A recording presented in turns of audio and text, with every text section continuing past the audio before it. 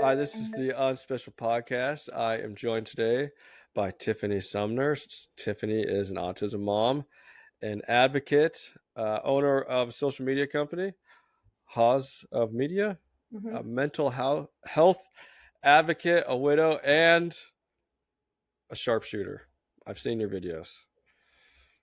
You can handle yourself. I mean, like everyone says, I say my former husband. So we were just divorced when he passed away. But thank you. It's still a big loss. But Yes, yes. Um, so thank you for being here, Tiffany. thank you for having me. So you have recently released a few reels that have gotten a lot of traction Hmm. in the numbers of what is 15 million views. I've had 15.5 million people on my page in the last 2.5 weeks. And then my son's video has at least that one aligned. I mean, the traction and engagement, like it started off over 5 million and then I kind of like lost count after that. So it Wow. made a huge impact on the internet, which was my goal because overall, what I'm trying to do is gain the attention of lawmakers and people that are, decision makers when it comes to the funding of, the federal government. So I'm trying to get more support in place. So that was the goal. And I'm going to keep creating content and putting things out there in order to, that's what, to get the attention of them. So Why do you think it landed with so many people? I think because I was being so vulnerable and Hmm. showing a side that a lot of people are not comfortable showing. Like, um, I got scrutiny as well, but I would say 95% of all the commentary is super positive, um, mostly from families and people that know others that have autism, and mostly profound autism, which is not highlighted enough. And so, for many years, a lot of families with children that had autism were highlighted as like the high functioning, right?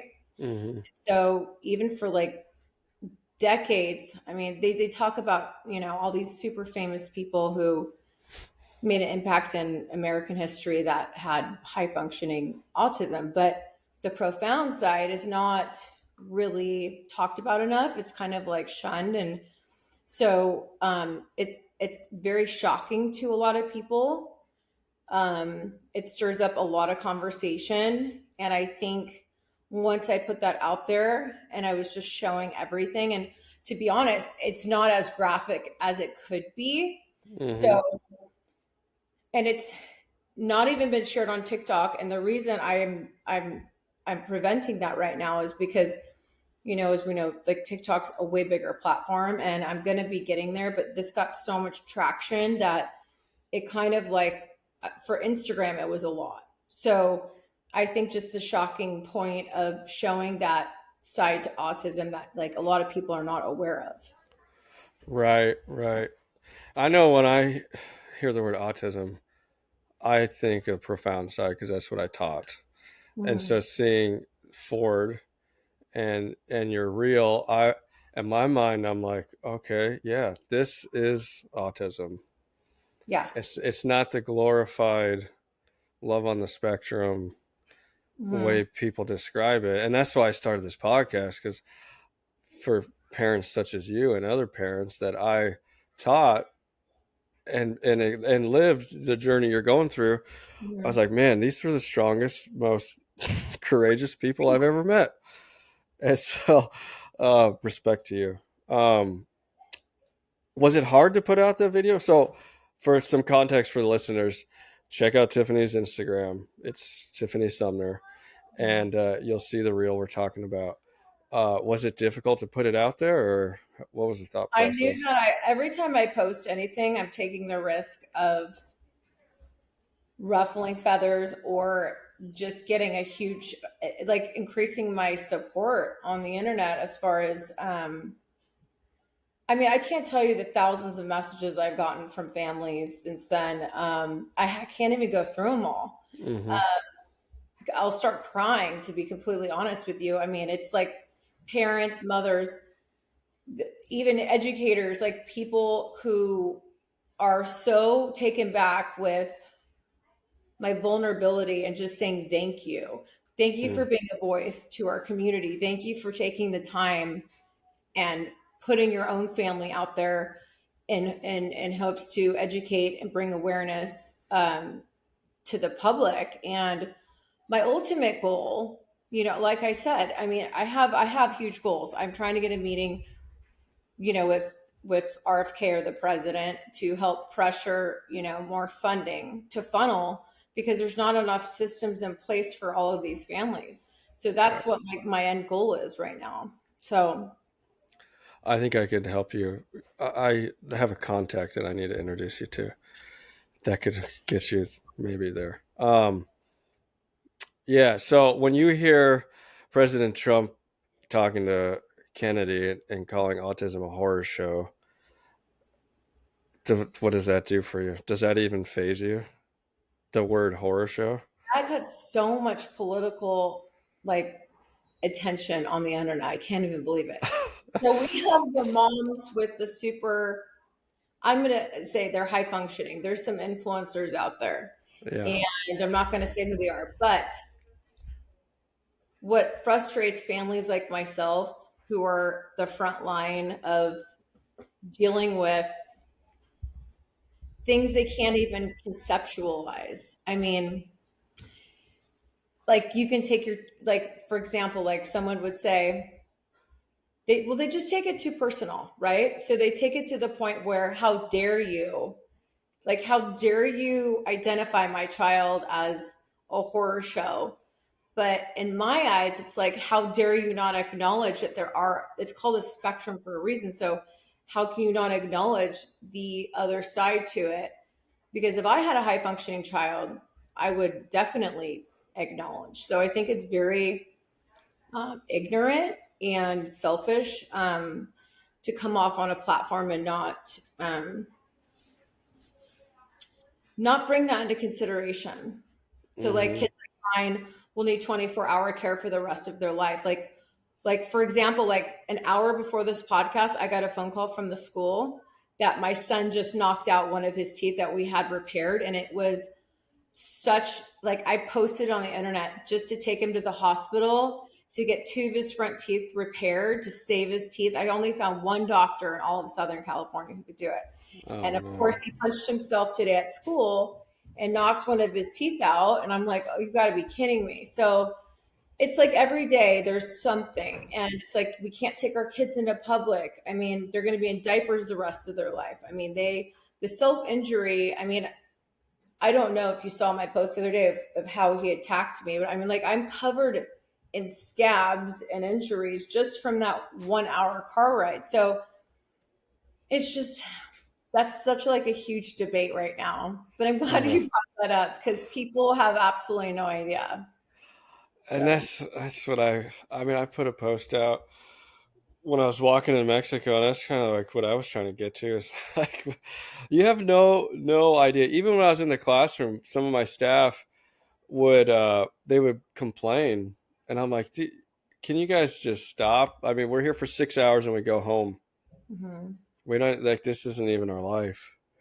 Yeah, it's Um, like you can, like, parents don't, I mean, so I'm in a position right now. My son had to be moved to a crisis home 2 years ago because after my children's father passed away, my former husband, like during COVID, the height of COVID, we were put in a position of incredibly dangerous circumstances where, like, he was strangling me while I was driving. We almost drove off a freeway. Like, the damage to not only our physical, but like, and in the environment, our whole house is broken. But the mental health capacity, which I know we'll talk about, was such a huge, like, horror show. I'll just say that. hmm And it got to a point where it was so unsafe for him to stay in the house. I mean, I had to almost start barring up the windows because I was worried he was going to try and he was breaking all the windows. I thought he was going to jump out of the 2-story house. And we Wow. started padding everything, but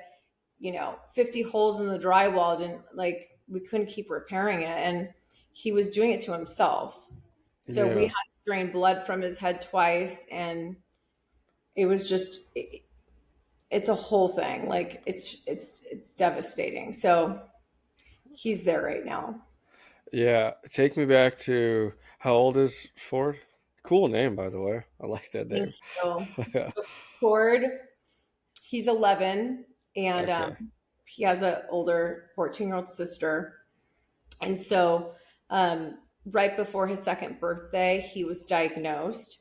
And the way that we kind of identified those red flags was he wasn't responding to his name. And so we Hmm. actually initially thought he was maybe like had a hearing issue. Like, is he deaf?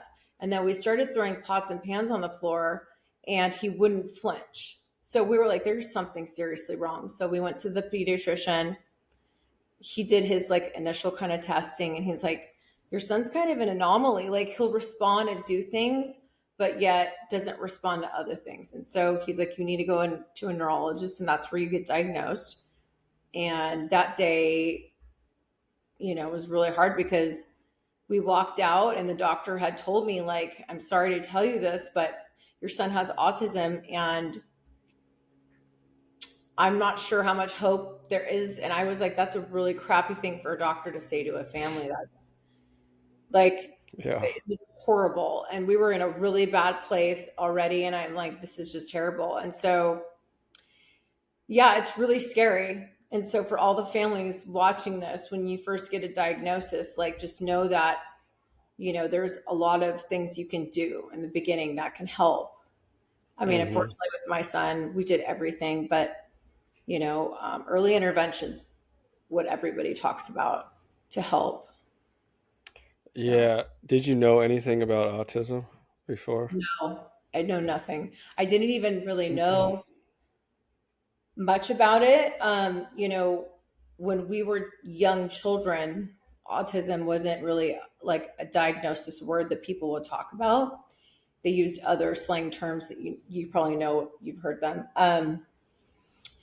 And we just called them the intellectual disabled. So this was like a whole shock to our family. And no one in our family has it. Um, I've shared this before. He wasn't vaccinated. He did get a vitamin K shot, which I was just interviewed on another podcast, and I regret not bringing this up. So I want to bring it up now because there's this whole political debate, which I know we'll get into with the vaccines, but he wasn't vaccinated. But I still know that that one shot still, I believe, has a black box warning. And so it was demanded by the hospital in order to, do the young boy, you know what I'm talking about, the circumcision. And so I was pressured and Yeah. forced by the hospital. I had no choice. And so I always think back to that. But there's a lot of other factors that can play a part in what causes autism as well. So, Right. So, around two, he's diagnosed. mhm. Bring me up to speed to where he is now. How were those early days? And So then was he always self-injurious or no. aggressive? So from the age of 2 to 6, Uh-huh. he was pretty, I mean, compliant. We had no behavioral issues. I mean, he'd have like tantrums, right? Because when you're nonverbal and, we could only do so much sign language at that time, and he wasn't utilizing an AEC device. So basically, where we were at was, just going over the hurdles and the challenges at hand with not being able to speak and then express yourself. That's huge. And so from until 6, and then we started, dealing with the more tantrums, and the at the age like 7.5 is when he started to get a little physical. And then by the age of 8, like we were starting, I mean, we've tried 5 different antipsychotics, and I'm pro medicine, by the way. I'm for the kids that it can help, it can change lives. I've read enough studies. I've talked to too many doctors. Some kids is not, they're the best avenue for them, but for kids like my son, you're kind of put in a position where you don't have a choice. Yeah. Do diet, you change everything else that you can, you're doing therapy, you're doing everything else, and nothing's making a difference. You're kind of like, okay, what do I do now? Like, so the medicine was working, but only to an extent. And so at that point, we started to try and do like helmets and get arm guards and to protect his face, but he only wore the helmet from like, I would say, for about 3 months. And Yeah. he had to have blood drained from his head twice from hitting himself with such impact. That was at like 7.5, Man. 8. So when it got really bad, um, so his dad passed away, and then a couple years after, it was just a complete disaster. So at the age of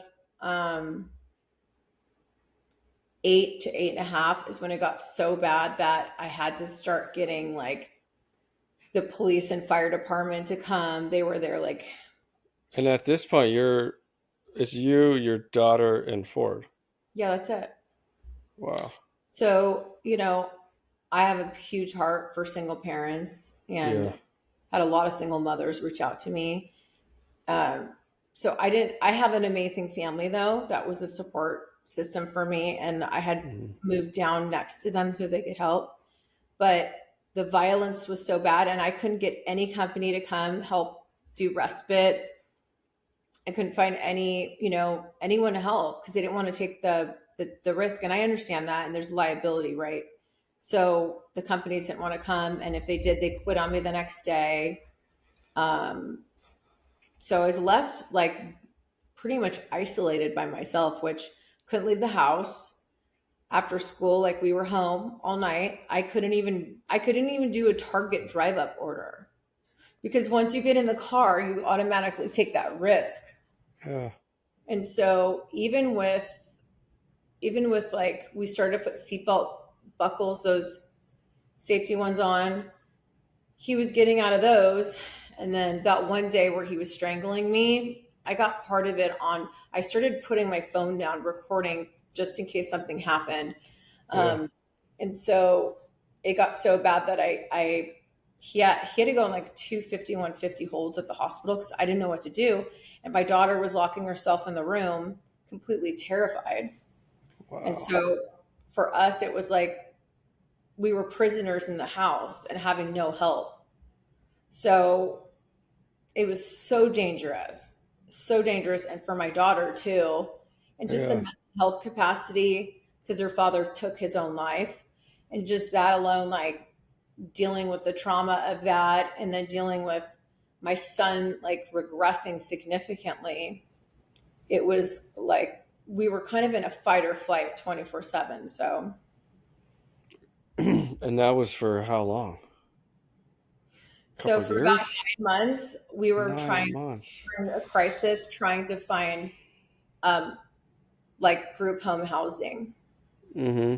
And so I got an attorney involved, and it was the same day I went to his office and I actually got a phone call from the regional center saying, we have somebody that's looking at Ford's case. And just so everyone knows, in the state of California, there is barely any support. That's why kids are shifted and moved out of state. So, um, the highest level of care for minors is called the STAR program, and there's only 3 houses in the entire state of California. Wow. And below that, as far as the group housing is going, there's only a couple anywhere between here and the Inland Empire, and the rest of California is like screwed. So I don't know what people do. I mean, they shut down, the Fairview Developmental Center many years ago. And there's 1 in 12 boys are diagnosed with autism. 25% of that have profound autism in California. And there's Yeah. only 3 homes?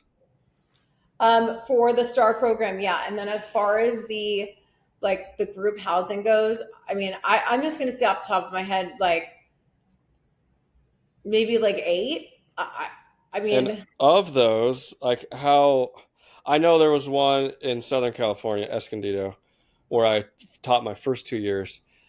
Some of my students were in that group home, and it was bad. Like it was not. a good place to be. I am so blessed to have found the house, and they're not long term. They're supposed to be up like 6 months. Ford's been there too. They've blessed me by allowing him to stay while we're trying to figure out his next place. Um, and because we are in crisis still, we are looking at expediting it to the next step. So it's like the hardest thing for parents to even think about sending their child into another place where they don't have, like, I can't hold my son to go to bed at night. Like if he's sick or upset, I see him every weekend. I come by the house like at least several times a week. Like I'm dropping stuff off. I'm super involved still, like at a school. And Mm-hmm. so, but it's so dangerous right now. Like he ripped out a whole thing of my hair in the car the other day, and my parents, it's so violent right now, and it has been that way for a couple of years. So it's like we're very restricted on what we can do. But having to make that decision was probably the most like heartbreak I've ever had in my life. Yeah. Because as a mother, it's like, and obviously there's scrutiny from jerks out there that are like, you don't care about your children. And how could you do that? You gave up on your child. It's like, unless you live in it and you experience the day to day that goes into putting yourself and your child both in like harm's way, and we were living at the hospital. Like we were there every week. Every fire department in that area knew who Ford was. Man. So having to watch him get strapped to a gurney and taken away, because even the fire department and the sheriff and nobody like knows what to do or say because it's so out of the norm. But the problem Yeah. is profound autism is significant across the nation. Just there aren't enough parents like myself who put it out there. And so when I did that and it got millions and millions of engagement, I think at that point I was like, wow, okay, this is such a big issue that, because not everyone can go out there and share their story. And like now I'm like, wow, Mm-hmm. this is a way bigger problem than I ever had fathomed. So the numbers are Yeah. like very, very scary. And if we don't do something soon, we're going to be in big trouble. That's why I'm doing everything I can to gain some attention to do whatever I can. Like I had already had a meeting the first week of my reel going viral with the largest children's hospital down here. They took me to coffee, and they Nice. said it was amazing. They said, "Oh my God, we saw your." I can't even tell you how many people reached out. I'll probably do a segment on a news station here coming up, but like they were like, we want to take you out, and then they asked like if I would consider being on the advisory board, and Wow. obviously none of that's been decided, but the fact they even thought about bringing it up. And in addition to that, they were like, can we use possibly, because they're doing a program for first responders on how to better educate them on handling significant, kids with profound autism during a crisis, because Okay. kids are getting shot and killed, and young adults, when officers can't identify that they have autism or they're nonverbal, and they don't understand. So anyways, they asked if they could possibly use footage of my son to help in an educational setting, and I was like, absolutely. Like I Hmm. will do anything to help anybody. So it's going good places. Like what I'm doing is now having an after effect was just what the goal was. So Yeah. Well, I'm glad I reached out before you posted that reel because you wouldn't be talking to me. I'm flying to uh, Arizona for another podcast, like, oh my gosh, next month. But oh, yeah, it's nice. getting really busy. Yeah. So then why, like, from your side of things, why do you think there's so much resistance to finding this cause for autism that I mean, it's September, so there's studies coming out. I mean, a study came out today, vax versus unvaccinated, It's and there's such resistance to it. What's the deal?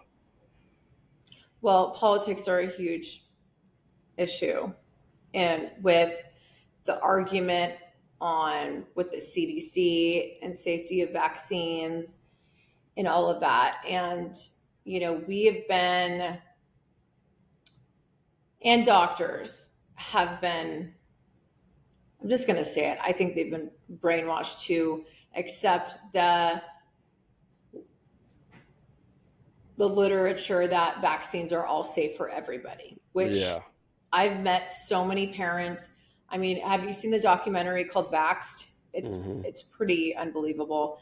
Um, there's proof. I mean, vaccines have been around a long time, but I watched this gentleman talk about the history of them, and it's actually fascinating. I'll send you the video, but Yeah. um, I have just talked and heard and seen so many families and their children who automatically showed signs right after vaccines. I mean, the guilt that these parents hold is so sad. Hmm. And I've had to talk mothers through it. Like, you can't blame yourself because we're still trying to, find out. I mean, I do think vaccines play a part. And I talked about this before. You know, there's multiple things that can cause autism. I got contacted by a law firm that there's multiple huge lawsuits going on with the Tylenol case. There's one with 4 to 5 huge baby food brands right now. And so Ellen DeGeneres had me on her show when I was pregnant with Ford. And during that show, she gifted me like, oh my gosh, like thousands and thousands of dollars of product and baby Hmm. food.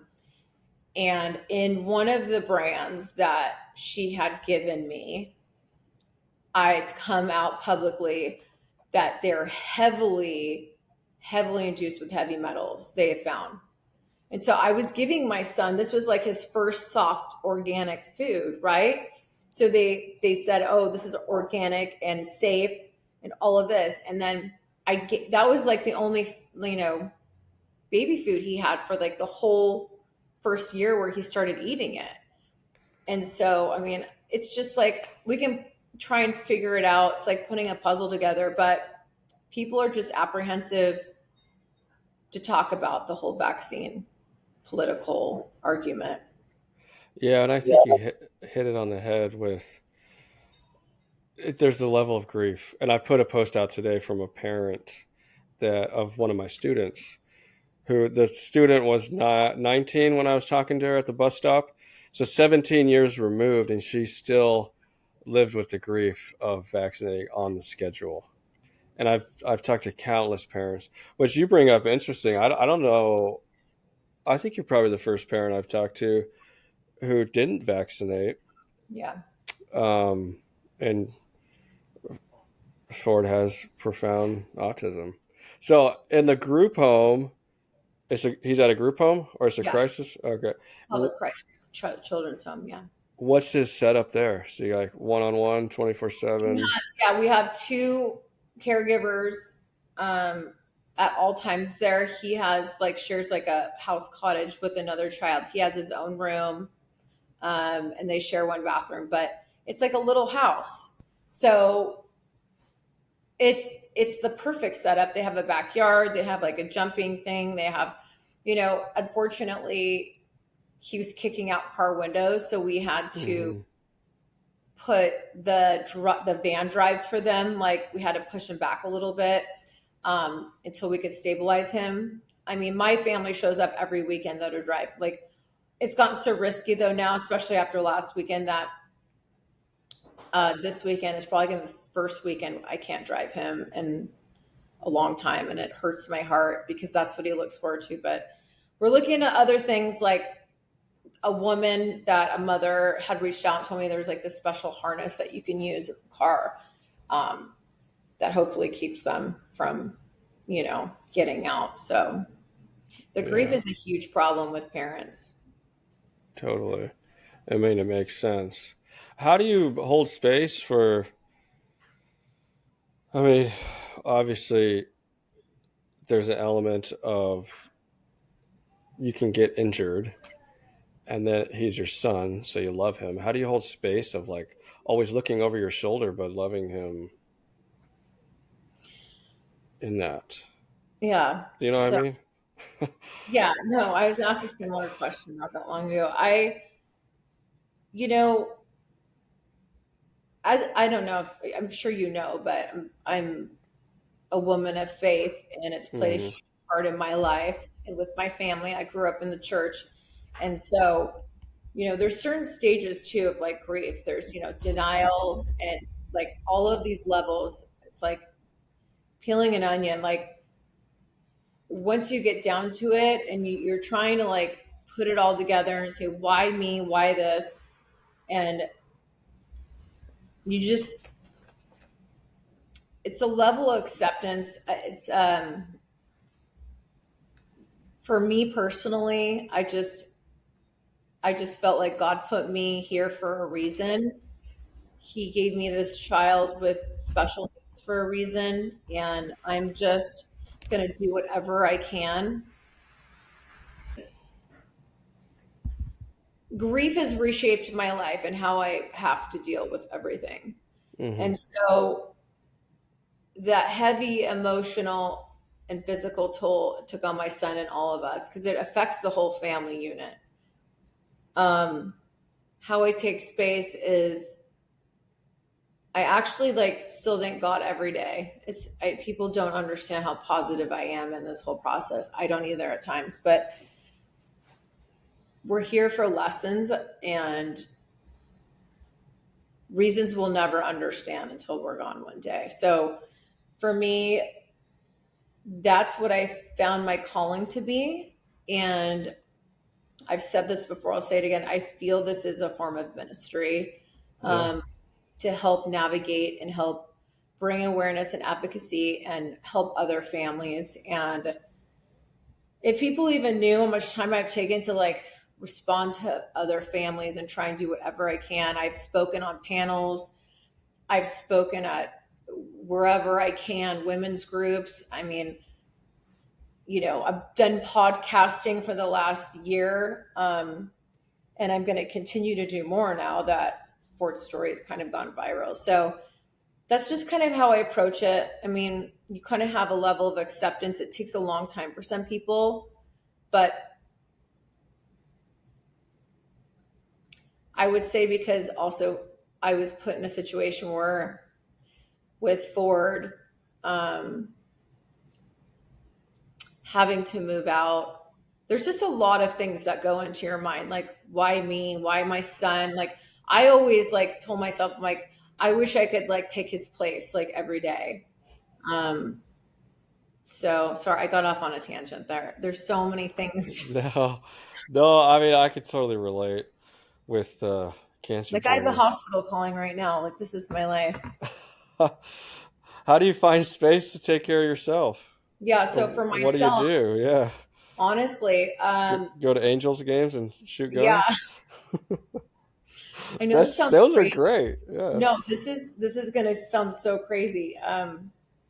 But like even going to Target or sitting in my car in the quiet because I could never actually do like normal things. And so I took so much for granted before all of this happened.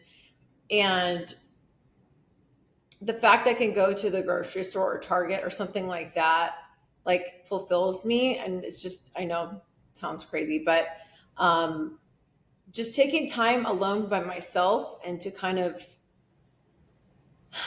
just breathe, you know what I mean? And to Hmm. have time with my daughter is super important too.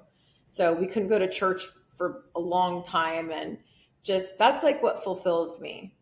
Yeah. Really is time with family and just time alone to do normal things. Totally. It's funny. I went Sunday morning. I went surfing with a buddy, and this last like 16 months, my wife's going through cancer. We had our fourth kid during it, and there hasn't been much time for anything. Mhm. And we stopped in Starbucks, and he's like, "Do you want a coffee?" I'm like, "I feel like I'm doing something wrong right now. Like, am I? Is this okay?" So I get what you're saying totally. It's Oh like man. people don't understand unless they've been there. So like when these mothers to high functioning kids are going out and they're posting their kid like dancing and singing and they're at the park, they're at doing all these things, like doing family trips, things that I've never experienced with both my kids. So Right. How so your daughter's 14, you said? How has this been for her? I always think the siblings are, I mean, I know I've had a few siblings on the podcast, and they're kind of, they have a huge journey they go through as well. Like, how has this shaped her?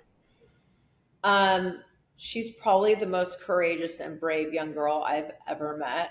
She was forced to grow up overnight. Hmm.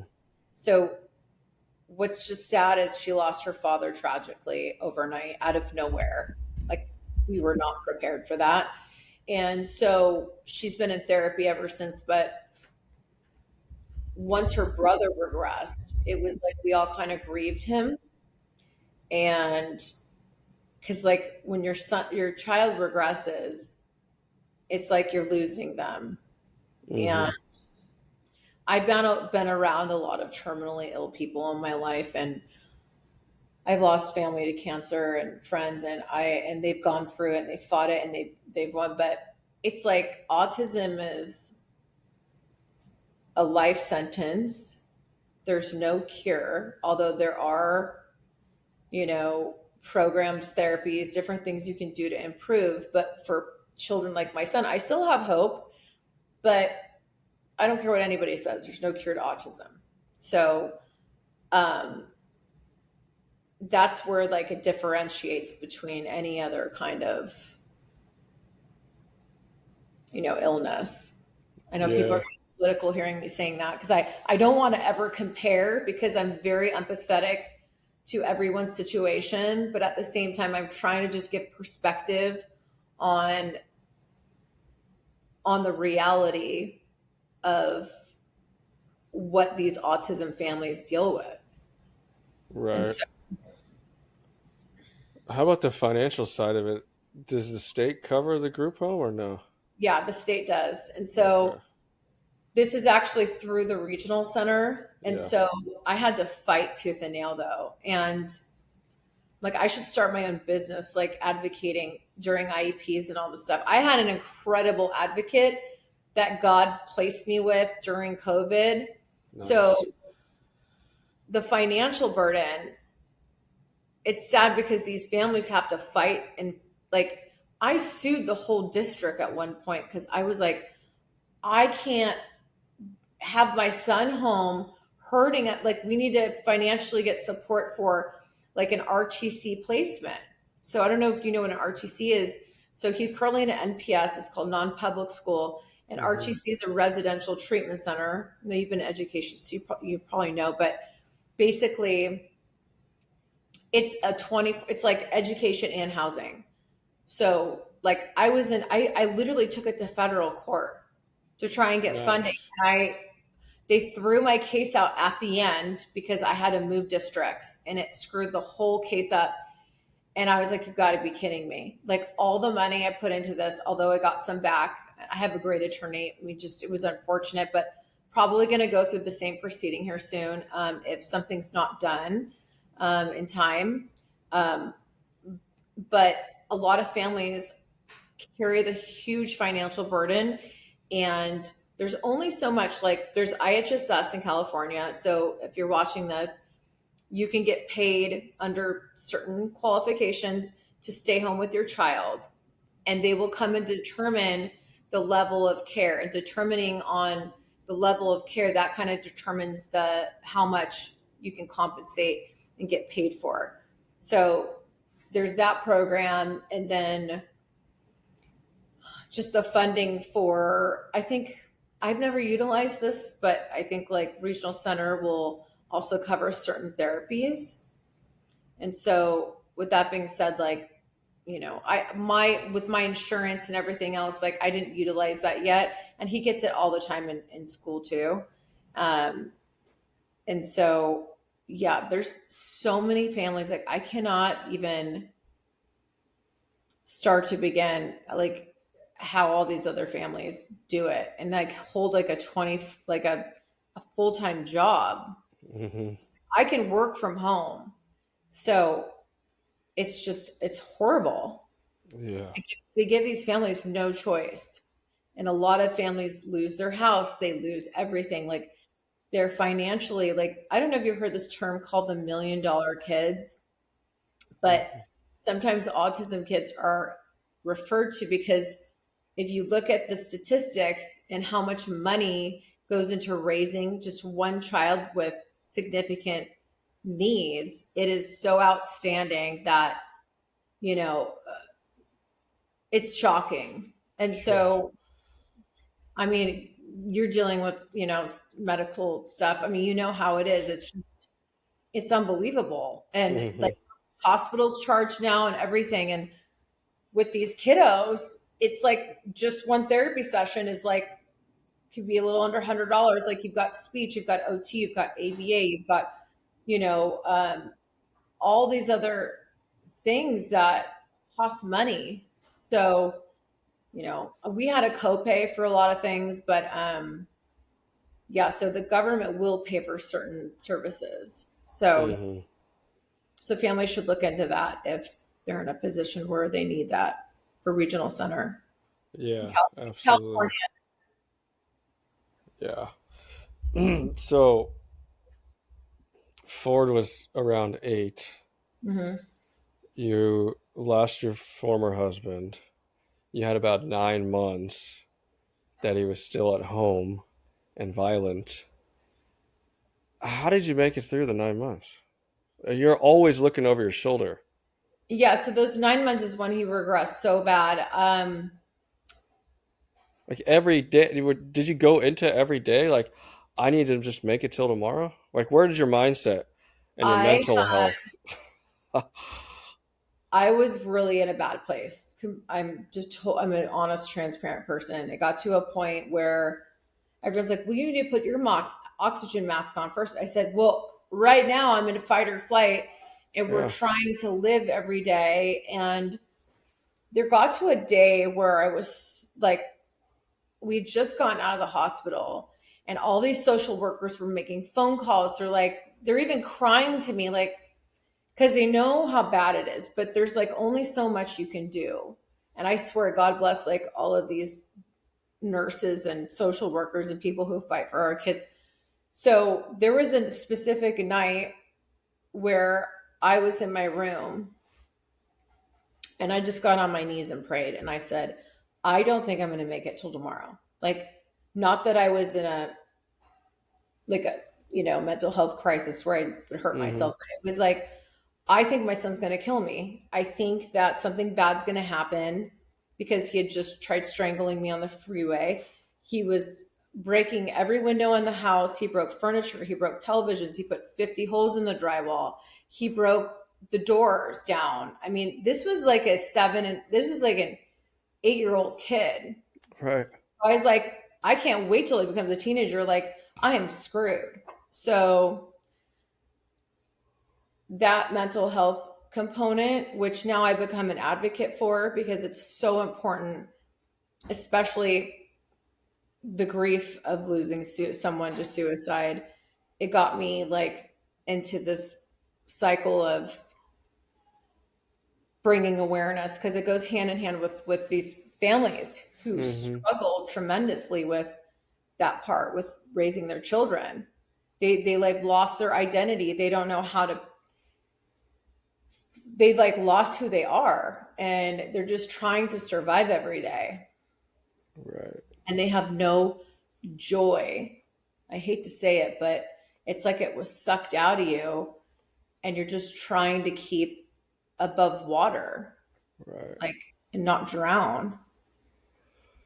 Yeah. So It's heavy. Do you think your faith has? Did you go through like you mentioned you went through a Y period, but do you think it? strengthened it, or did you lose faith at some point? Were you angry? All the above. I think it One would day to be the next. it would be unauthentic for me to say I was not angry. And Yeah. because I called so many of my religious friends around that time, and I'm like, why? Like, can you get like a pastor over here? I mean, I had so many religious leaders in and out of my house praying, like bringing like holy water, anything to the hospital, um, because how my son was acting at one time, it was almost like an exorcist, like he was possessed. Yeah. And so my faith was definitely shaken. And I Yeah. had to do everything to remind myself, listen, God's pulled me through a lot. We're going to figure this out. It's going to be probably hard for a while, but there's going to be a light. And I had to just remind myself every day. I had to do my affirmations. I had to, Yeah. just talk to people.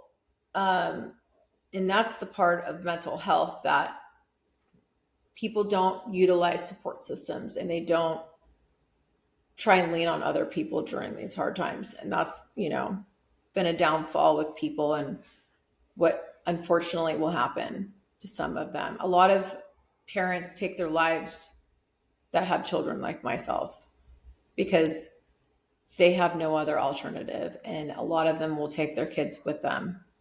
Hmm.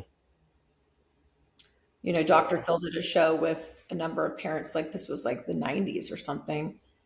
And one of the mothers was doing a video conference from prison because she tried to take her son and her out to the desert quietly and just go to bed and use the gas in the car. And it's like the most Wow. devastating show to watch. And, there was just an elderly lady I heard not that long ago. She had no spouse, she had no other family.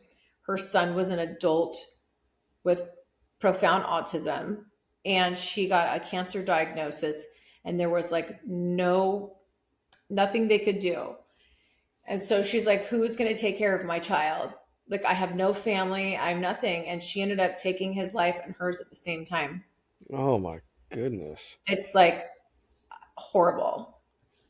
So I keep sharing stories like this because that's that's why I've been calling here to try and like do something. Like, we need more funding, we need more help, we need more programs in place, we need more funding to help these families that are not going to be put in this capacity of their mental state where they have to even go to that place. Like, I can't even fathom. Well, I actually Yeah. can. I can. But Right. to actually do that, I Well. mean, Oh yeah. Yeah. Wow. I'm like holding my breath. I gotta start breathing. well, it's like people euthanize their dogs when they're dying and suffering and pain, and then it's like to watch a human suffer on such a level, and there's just no cure. It's indefinite. That's why when you have an autism diagnosis, and like you have the comorbidities. So when you're diagnosed with more than one disability, the comorbidities, they increase a higher risk of death at a younger age. So like, I think the statistics with autistic kids are for the age range anywhere from like 30 to like 40 something right now. And that's, you know, I don't know if you watch the news, but there's kids that go missing on the freeway. There was one that Hmm. was killed not that long ago that they go, they elope, which is a huge pattern for these children. They just take Hmm. off. My son almost ran in the middle of a street a month ago. He like darted down the street. I mean, he was probably like 15 feet from getting nailed by a car. I mean, it was a huge deal. And so I don't know. It's terrible. Yeah. What do you think's the biggest misconception of autism or in the society? I think that when it comes to parenting, there's a common misconception that let's that autism brings out people people will say that it's can come down to discipline or poor parenting. So I don't know if you've heard of this, but like you'll be out in public and your child's misbehaving in a grocery store and parents are like, can you just keep your child quiet? Like what's wrong with your, you know, with your child? Like there's not enough awareness about it. Yeah. And I think the misconception is that parents have control over this. Like it's like we're doing our best to stay alive with my child. And I think that misconception, and one of them is like when kids misbehave and they point fingers saying it's like poor parenting, lack of discipline. So, People said that to you. well, I've been out and they're like, can you just keep your kid quiet? Or, I mean, yeah, you, What do you say? What do you do? oh my God. It's like you're just in shock. You're like, well, if you only knew, come over to my house one day and we'll, switch All right. places. Like, so, and, then also, another misconception would be like, only vaccines can cause autism. Like I've talked about this a lot. And, there's a lot of studies coming out publicly right now, but there's so many other things that can cause it. Right. I just saw one premature birth, formula fed, um, Tylenol. I mean, there's a Yeah. lot of factors. Vaccines. I mean, it could be, it's just like all of them mixed together. Who knows? Yeah. I Yeah. don't know. Why do you think, maybe we already hit this, but there's such tension around finding that cause because it insinuates you're trying to fix autism or fix your child. Hmm. From my vantage point, like objectively thinking, it's like, okay, it's on the rise. Hmm. Why wouldn't we want to find out what's going on? And maybe the future generations can be prevented. Anyone that has an issue with trying to advance knowledge of what causes a worldwide epidemic of children with autism is nuts in my opinion. Like why would you not support medical advancement and identifying this? Like it makes no sense. Who wouldn't want to know how to prevent this? I mean, people get sensitive because they happen to be one of the lucky ones who are not challenged like the other side of the spectrum. Hmm. So they're going to get automatically defensive because their child is not different. They're just special in their own way. And it's just like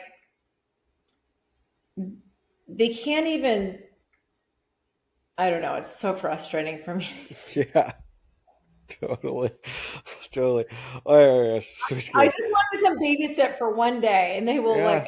understand like what we go through. So then what do you think it's going to take going forward? Because my autism to me is your situation. That's what I know. That's what I experienced for 7 years in a classroom. What is it going to take to get more parents to speak out like you are? Like, let's say you're pioneering the new trajectory forward by Mhm. being vulnerable. I mean, obviously, it's very emotional, it's very vulnerable. And that's probably one of the big roadblocks that many families face is they don't want to air all this out there. But maybe by seeing you, that'll help. Or what do you think the future is?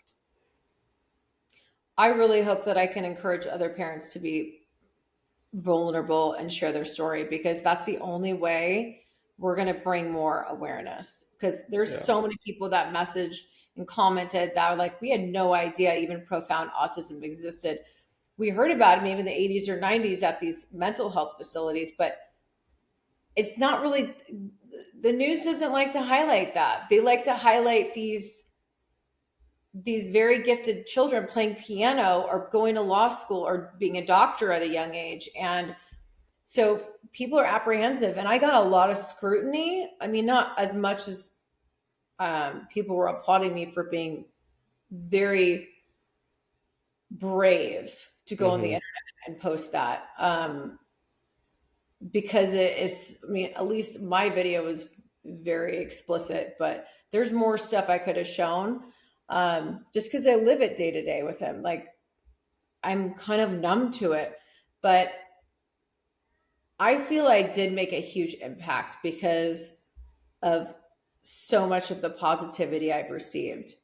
I mean, I've Yeah. had hospitals, I've had congressmen call me. I mean, I've had like so much, I mean, podcasters, I have like a lot going on right now.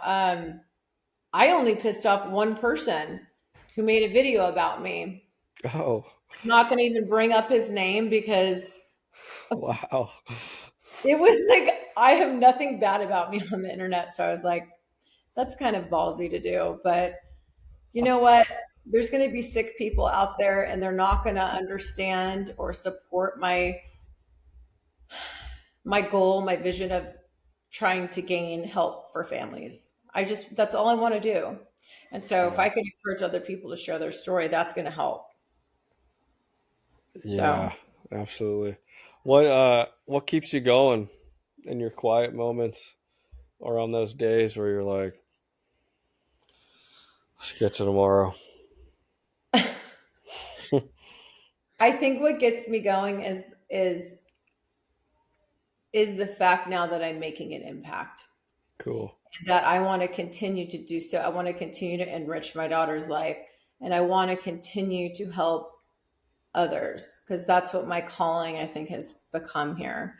And I think if I can continue that and to, you know, set that pattern in place where I just keep going, like that's that's all like that motivates me right now, and to make sure my kids are getting better. Um, and that's just what my life's become. Yeah. So What were some of those things you tried with Ford early on? Like any therapies or we did everything. I had people in the everything? from the day he was diagnosed. I had ABA, I had we did speech, we did OT. Um we I mean changed diet. I was doing, we had a protocol. We were with Dr. Sears at the time. Okay. Do you know Dr. Sears? Yeah, I used to listen to his podcast a ton. He's amazing. Well, his brother too is a doctor. But they try to come after his medical license too because Well, they shut his podcast down. they tried to, well, we had a medical exemption from him, Yeah, and they were red flagging all these doctors because all they were trying to do were help these sick children. They were seeing vaccine injured kids. And so I don't know. I go off on a tangent because there's so much to be said, but uh, totally. we did everything we Yeah. could. Is there anything you wish anything else you would have done? No, You did it. I did it all. Did you have a grieving period, or you just get straight to work? Like, Um, because there I was see that a lot with you autism moms. Like, you're not somebody to mess with. I always tell my wife, I'm like, these autism moms are crazy in a good way. They're we're just like the mom of courageous. Yeah, big time. we're huge fighters and advocates. I mean, it's amazing. I love being surrounded by all these strong women. I'm a hands-on person and I'm super organized, so I automatically started setting up therapies and everything. But I was in Okay. denial for probably months on end. I'm like, there's no way. This is not Oh, happening. Like, this can't happen. Like, it's not going to happen. And so basically, it took time. It's like, well, it's happening and it's not changing, and you have to figure it out. And so at that point, it was tough. And my former husband was having a mental health decline. and he was battling addiction issues and other things. But I pretty much raised my kids on my own. Right. So it takes a very strong person to do that. And I have so much respect for other parents and mothers who've done it, because it's tough. And not only that, but like parents that are home raising these children, they say the trauma and the mental health that they experience is like a combat soldier. I don't know if Right. you see the statistic. I see this all the time where they talk about it because they've done studies on it from the stress that we endure. Yeah. Um, it's just as bad as what someone would have fighting war because of the adrenaline and the fight or flight and the constant state we're put in. Yeah, I had a buddy on, TJ White. He was an Army Ranger, went on 7 tours, and we talked about those articles. And I asked him, I said, "Can you confirm this or debunk it for me?" And he was like, "Stress knows no different. You're on the battlefield getting blown up, or you're looking over your shoulder at all times because you're afraid your son's going to strangle you. Like, it's fight or flight, and that's what stress is." And My so whole he family. agreed.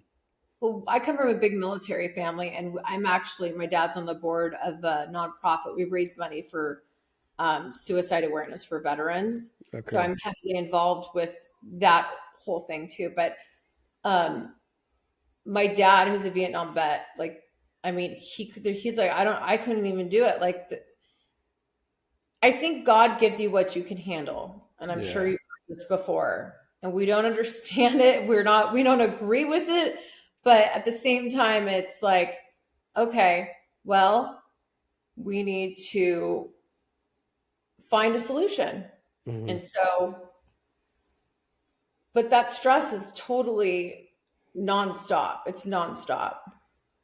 Right. I mean, Fort's not even living in my house, and I already got the hospital calling. He already knocked out a tooth. Like, I'm constant, like, even though he's not physically here right now, it is. I mean, it's totally different when you're hands on 24/7. But I'm so involved still. It's always So in your mind. no, I'm constantly in it. I mean, I have anxiety disorder. I mean, I we're all in therapy, like we have been for years. And I encourage that for anyone going through this right now. It's like to find your support system, find a Facebook group, find a local group, go to a psychiatrist, go to a therapist, like do what you have to do. Yeah. Take medication. I'm on medication. I'm Yeah. proud to advertise that because it changed my life. Totally. What are you working on right now that you're excited about, or what's coming up? Oh gosh. About 700 more podcasts. I'm flying out of town next month for one. And then I talked to someone running for Congress the other day. He's very close with RFK. I'm Okay. putting together like a pitch deck to just bring to the table in case I get that call and they're like, okay, it's like go time. Like, so that's kind of where I'm at right now. And because of Ford's regression, I'm heavily involved in making sure his needs are met right now. And my daughter, who's a teenager, and teenagers are very fun and interesting at times. So, but as far as what's coming up, that's where I'm at. I'm going to be writing a book, and Nice. then yeah, I've been trying to do this for quite some time, but I kind of put it off for a little bit because I said my story is so far from being done that I was like, I'm going to start journaling and doing notes and all that. I've helped a couple of people write books, and people Hmm. have asked me to be part of their book, and I respectfully declined on that because I knew I was going to write my own at one point.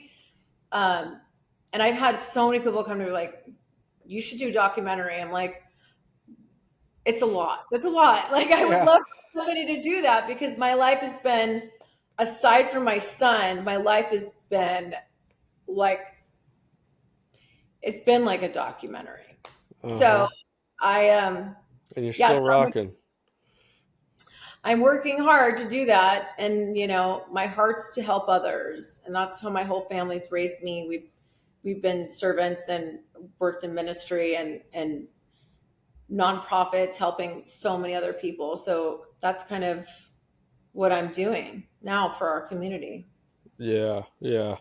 All right, last bit here. What advice would you give to families, and let's say specifically on the profound side, someone who lives similar journey to You yours? know, I think what I have learned is during even the most difficult times is not to lose faith. Hmm. And I think that going through that hardship and going through those hard times make you stronger than you think you can be. And so Yeah, my advice would be like to just um take time for yourself, be patient, be kind to yourself. Um as you know, faith was very helpful for me. Not everybody's religious though. And hmm, just know that there's purpose and there will be growth, and to have like a positive outlook. It's really hard to do for a lot of people. But if you can put your mind space in like one box where you can just be grateful for the things that are good.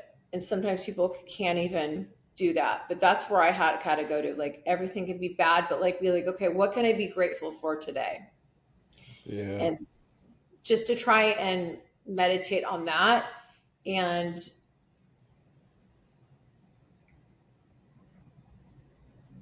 I think that the support system is like a huge element in this whole thing. And so I don't know. What's giving me like perspective on this is